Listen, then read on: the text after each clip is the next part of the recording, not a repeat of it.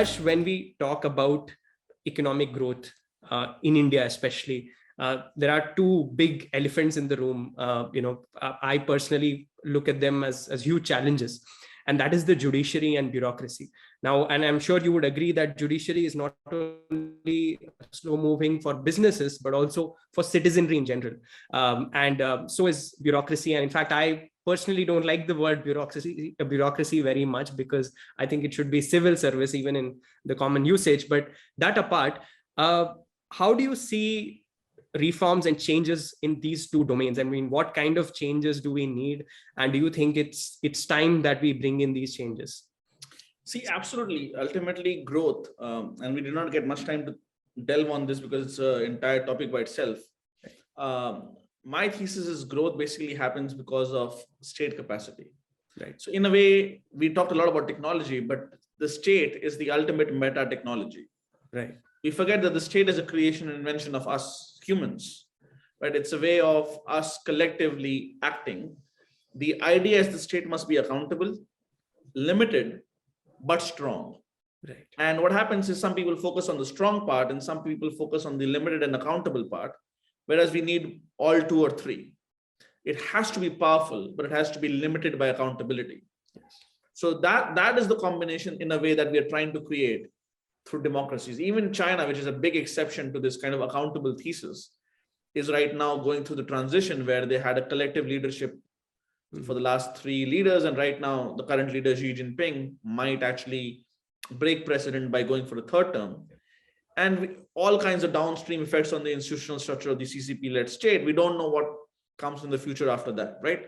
So it's early days for this clearly big exception to an accountable state also growing.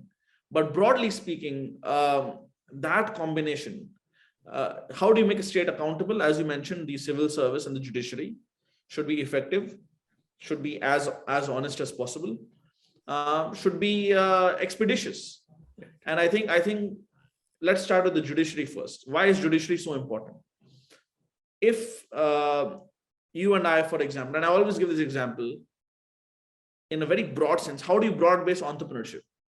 Right? Forget the startup ecosystem, which has its own momentum, thank the gods. But let's say you are doing a boring wholesale trade business somewhere, right?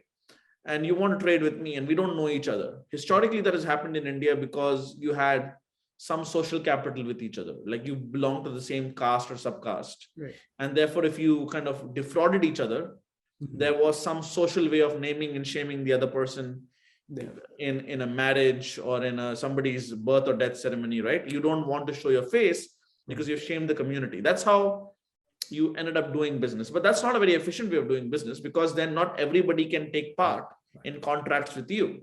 And therefore, the contract ultimately has to be enforced by a modern state. Of course, arbitrations are good. Of course, it never reaches that it's good. But if it comes down to it, it should not be a paper which is worthless. Right. It has to be worth something. Now, part of it is simply capacity. We don't have enough judges, especially in the middle and lower parts of the judiciary. So quality and quantity, maybe part of it is just salary. Like, they may still be corrupt, some of them, but at least you start their starting salary, and same with civil service. So capacity, salary, incentives, training. Part of it is actually what we discussed earlier, digitalization. Right. You just make sure everything is on a file which is digital, which is mutually verifiable, automatically updated, because a lot of time goes away in process. And the more there is wastage and discretion in process, the more gameable the system is. So, and that is being done, but perhaps too slowly. And of course, a big part is this entire jurisprudence process and how do the senior judges appoint themselves. And that might go more into political philosophy, but it is relevant to the economic angle, because when using the problematic basic structure doctrine, when the Supreme Court said the NJAC is unconstitutional, despite it being a constitutional amendment passed on a bipartisan, all-partisan basis, right, I think that led to some tensions between the legislature and executive, which in India are mostly the same. It's another topic. And the judiciary, because what the politicians were saying was, you basically canceled my NJAC, I'll sit on your appointments for some time. Right. And ultimately that's a lose-lose proposition for everybody.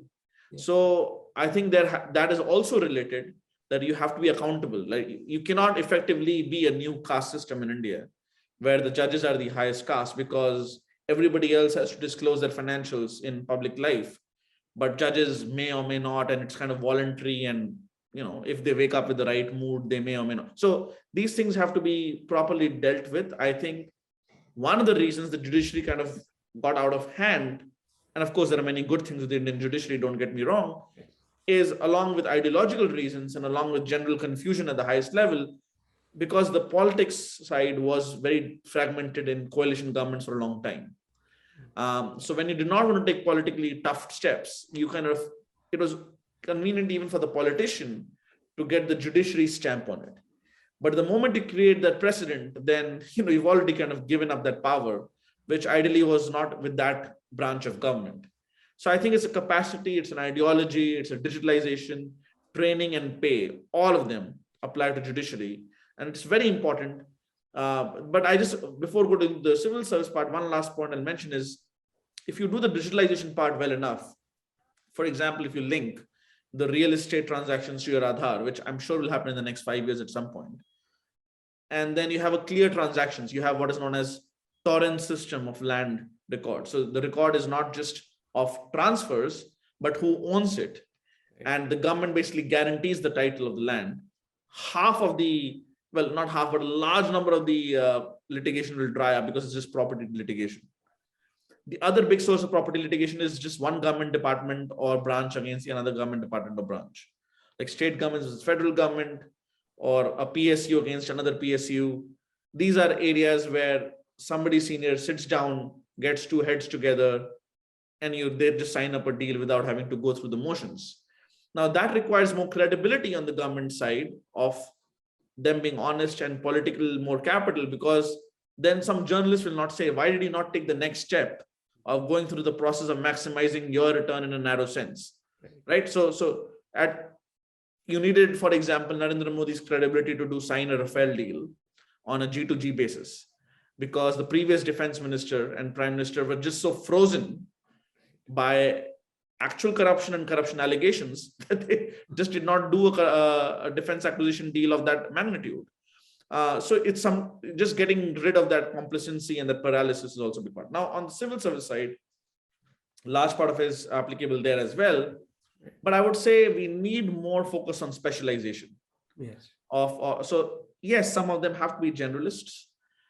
We need more focus on lateral entry, but it's very difficult. It's a very culture shock of outsiders not being easily allowed or assimilated, because there is a sense of entitlement that we've given up the private sector perks and why are people coming and going in. But that allows talent to diffuse. There are pros and cons of everything. Again, there are angles of salary and bonuses here as well. But I think most importantly, even within the civil service, the permanent civil service, we have to get rid of this IAS fascination. In the sense, what I mean by that is, have more branches. Why not have an Indian health service, Indian public health service? Like if you automatically have more verticals, more specialization is guaranteed, right? And I am not at all for a moment saying that good journalists are not needed, right, but not as many as there are currently. Yeah. And again, part of it is just capacity. For example, I know I spoke to an Indian trade service cadre. Firstly, often they would, the other non-IAS cadres would be kind of junior or less prestigious, or they would not necessarily go to negotiate actual trade deals, for example. Right. But even when they did, they said we were just not enough people. Like the Chinese or Japanese guy, somebody told me, would know everything about my positions, even me personally, and my junior sitting behind me. And India has a position on bananas historically versus oranges, etc. And we were basically just winging it because we simply were not enough people. So, when you're spending hundreds of billions of dollars a year, not having good human talent, both quantity and quality at the top, is a big mistake. Yes. So our government is very bloated at the bottom. We don't need more people to make tea for the officers in our offices. There are coffee machines. You can just buy a coffee machine. But we need more talent to do the thinking part, to do the research part, to feed into the decision-making process. And again, this is a long reform. It takes a lot of political capital. all of them have massive vested interests internally. You send 5 ideas, 4 get rejected. So I think it's just another attrition game, and you just have to stay at it. Absolutely. Well, I think we can just be hopeful that these are 2 areas which will receive the attention of the government in the remainder of because reforms are much more than economic reforms. There are also state capacity administrative reforms, so.